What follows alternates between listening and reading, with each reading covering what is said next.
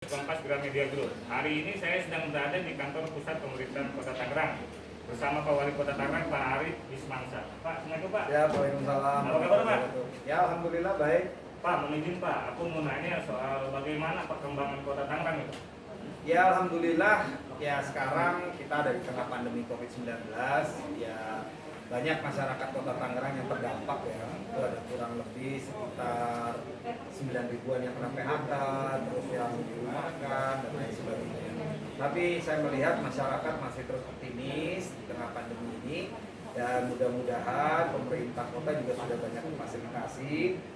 Kita ada bantuan sosial ya, yang dibantu juga dari pemerintah pusat dan juga dari pemerintah provinsi, ditambah juga ada bantuan UMKM, sehingga mudah-mudahan lah kita semua bisa survive melewati pandemi COVID-19 ini dengan baik. Pak, ada yang unik di Pak di Kota Tangerang nih. Kota Tangerang ini berhasil menciptakan destinasi objek wisata baru gitu ya, seperti kampung tematik sama taman-taman. Bagaimana Pak perkembangan ke depan? Ya sebenarnya kan gini, jadi awalnya tuh ceritanya karena Kota Tangerang tuh dulu kan dikenal sebagai kota industri, panas, kumuh dan lain sebagainya. Nah, sedangkan sekarang ini kota industri ini menjadi sebuah tantangan tersendiri ya.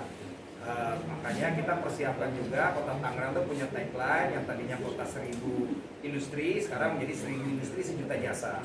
Nah, untuk membangun 1.000.000 jasa ini perlu didukung dengan bagaimana menjadikan Kota Tangerang salah satu tempat berwisata lah. Karena Tangerang emang nggak punya gunung, Tangerang nggak punya laut, tapi luar biasanya masyarakat itu mampu menata lingkungan-lingkungan yang kumuh sekarang jadi nyaman. Ya. Dan orang kan udah pada mulai sumpek untuk tinggal di tempat-tempat yang sumpek.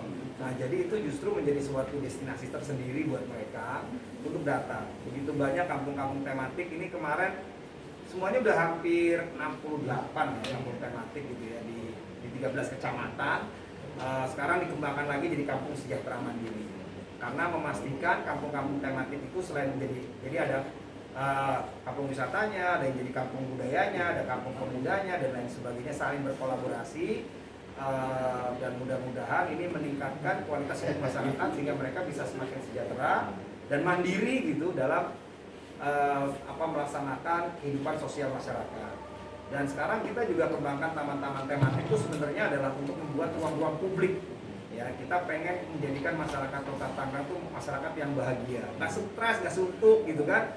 Dan kan nggak semuanya masyarakat Kota Tangerang itu bisa jalan-jalan ke Ancol, bisa jalan-jalan ke Taman Mini. Mereka bisa duduk menikmati Sungai Cisadane aja udah bahagia gitu. Ya, jadi bahagia itu sederhana. Nah, makanya kayak contohnya di depan Puspem nih, ini ada taman elektrik misalnya gitu. Ya karena kita pengen menjadikan pusat pemerintahan ini tidak kayak Menara Gading gitu. Kita pengen pusat pemerintahan ini adalah gedungnya rakyat. Jadi harus berdempetan, bersampingan dengan masyarakat. Dan kita kembangkan semua tempat-tempat yang tadinya RTH itu dipagar-pagar, sekarang dibongkar pagarnya supaya semakin berinteraksi dengan masyarakat. Cuma karena di tengah pandemi, tentu taman-taman ini sekarang dibatasin, ya, tapi tetap menjadi paru-paru kota. Kota Tangerang kan letaknya strategis Pak, ya, berdekatan dengan DKI, apalagi ada Bandara Internasional Soekarno-Hatta di situ. Bagaimana Bapak punya trik sendiri buat ini mendatangkan para turis? Iya tadi kita tuh harus bisa diferensiasi dan pengembangan kota sendiri. Kalau dulu kan bandara itu selalu bawa masalah gitu seolah-olah, kebisingan, sampah dan lain sebagainya. Nah sekarang pengembangan kota Tangerang itu konsepnya aerotropolis. Bagaimana bandara ini bisa menjadi suatu nilai tambah dalam pengembangan Kota Tangerang ke depan. Maka kita berkolaborasi dengan AP2, dengan Bandara Suta. Sekarang banyak nih UMKM Kota Tangerang yang jualannya juga di Bandara Suta, ya. Terus juga kita dibina juga dari AP2 pada UMKM yang ada di Kota Tangerang. Nah mudah-mudahan sinergisitas ini juga menjadi pilihan karena 1 tahun itu kan nggak kurang dari hampir 60 juta penumpang yang ke bandara. Ya, yang lewat Bandara Soekarno-Hatta. Nah ini kita pengen daya tarik sendiri. Ada akses kereta api, bandara sampai ke Batu Ceper. Ya. Nah, sekarang kita kembangkan juga BRT Tangerang Ayo Mustayo tuh. Nah ini kita mau kembangkan jadi 6 koridor, nanti feedernya dengan angkutan kota yang lebih nyaman.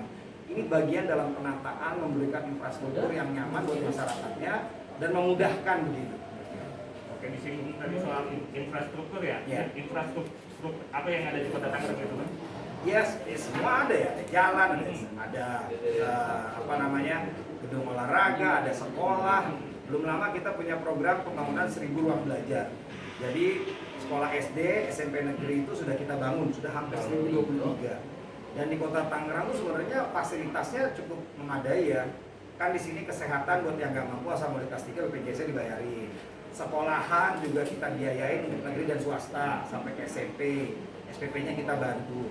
Ini kita tahun depan mau ngasih beasiswa minimal 50 orang per kecamatan untuk sekolah perguruan tinggi S1.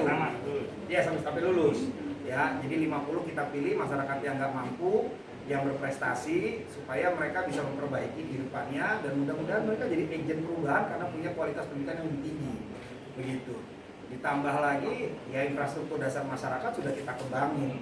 Jalan lingkungan, saluran air kita rapiin, rumah kita bedahin, penerangan jalan dan lain sebagainya. Jadi kita bangun penerangan jalan aja udah hampir 73.000 titik kampung-kampung ke gangga. Jadi tahun ini sebenarnya kita memulai membuat sarana-sarana prasarana perkotaan yang lebih besar. Kayak Stadion BNPB. Jangan lupa subscribe ya.